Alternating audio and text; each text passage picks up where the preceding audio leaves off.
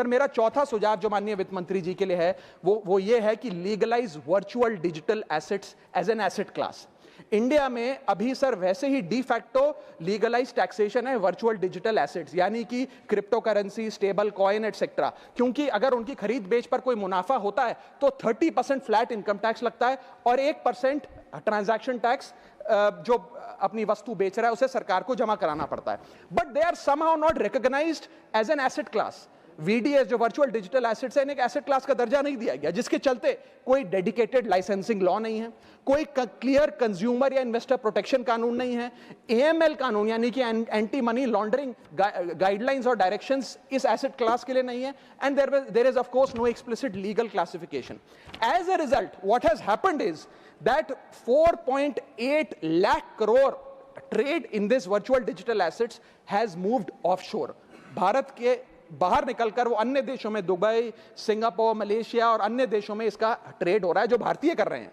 Second thing that has happened is that 73% of India's crypto trading volume in financial year 25 has moved to offshore exchanges.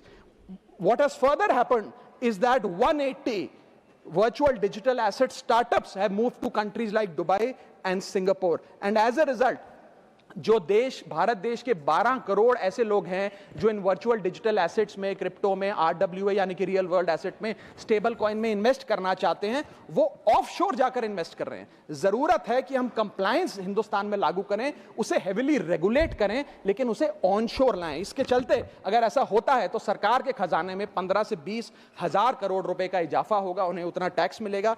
और इसी के साथ साथ मैं सरकार को कहना चाहता हूं that we currently tax these virtual digital assets as if they are legal, but we regulate them as if they are illegal. मेरा सुझाव है कि इसे heavily regulate करिए, रिंग फेंस करिए इस इकोसिस्टम को, AML गाइडलाइंस यानी कि एंटी मनी लॉन्ड्रिंग कानून और मजबूत करिए, लेकिन prohibition is not protection, regulation is protection. Thank you so much, sir. Thank you.